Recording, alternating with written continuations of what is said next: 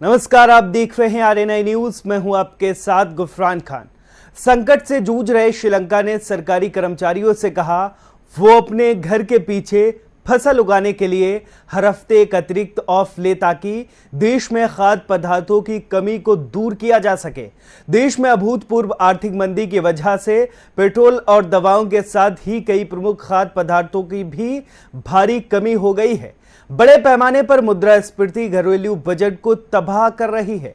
तो वहीं श्रीलंका में 10 लाख सरकारी कर्मचारियों को सप्ताह में मिलेगी 3 दिन की छुट्टी। कामकाजी सप्ताह सिर्फ 4 दिन का होगा। तो चलिए इन्हीं सभी मुद्दों पर बात करते हैं।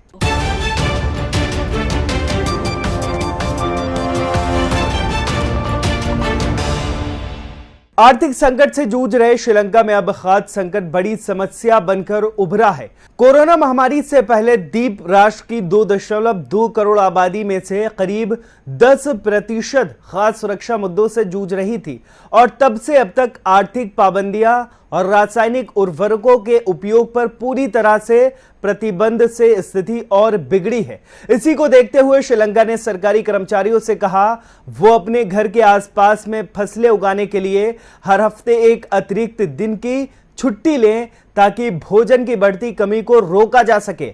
श्रीलंका की अभूतपूर्व आर्थिक मंदी ने पेट्रोल और दवाओं के साथ कई प्रमुख खाद्य पदार्थों के संकट को भी जन्म दिया और बड़े पैमाने पर मुद्रास्फीति घरेलू बजट को तबाह कर रही है।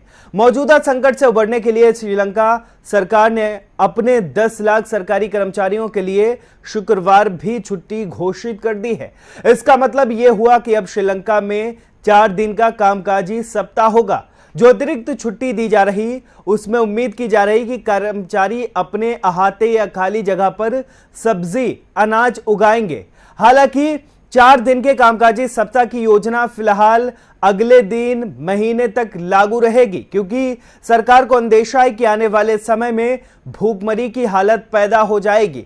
गौरतलब है कि श्रीलंका में बीते कुछ महीनों में खाने पीने की चीजें 1.5 गुनी बढ़ी हैं और क्योंकि महंगाई दर 57% से ऊपर पहुंच गई है।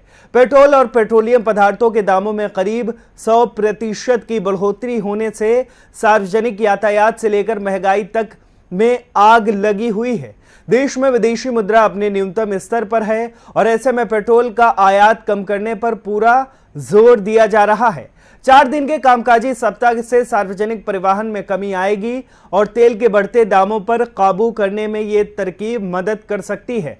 हालांकि बहुत पहले से उदारवादी अर्थशास्त्री भी कह रहे हैं कि पूंजीवादी के मौजूदा संकट को कम करने है तो जिस अनुपात में उत्पादन बढ़ा है इसका फायदा वर्करों को भी मिलना चाहिए। इसमें कई तरह के सुझाव दिए गए जिनमें से एक 4 दिन कामकाजी सप्ताह को लागू करना भी शामिल है। अमेरिका में समाजवादी नेता बर्नी सैंडर्स तो कॉरपोरेट घरानों पर दबाव ही डाल रहे कि वो अपने अकूत मुनाफे में अपने वर्करों को भी हिस्सेदारी बनाए ताकि तेजी से बढ़ती गैर बराबरी कम हो सके। यूरोप में कई देशों में और कई कंपनियों ने अपने कर्मचारियों को 4 दिन कामकाजी सप्ताह की छूट दी हुई है। इसके पीछे सबसे बड़ा तर्क यह भी है कि कामकाजी सप्ताह को 4 दिन का करने से बेरोजगारी पर भी लगाम कसी जा सकती है, क्योंकि तब अधिक संख्या में कर्मचारी की जरूरत होगी। फिलहाल आरएनआई के इस वीडियो में आज के लिए बस इतना ही। ऐसे ही तमाम खबरों के लिए बने रहिए आरएनआई न्यूज के साथ। हमारे चैनल को लाइक करें, सब्सक्राइब करें, बेल आइकन को जरूर दबाएं और वीडियो को ज्यादा से ज्यादा शेयर करें। देश दुनिया की तमाम खबरों को नए अंदाज में देखने के लिए बने रहें हमारे साथ और देखते रहें आरएनआई न्यूज़।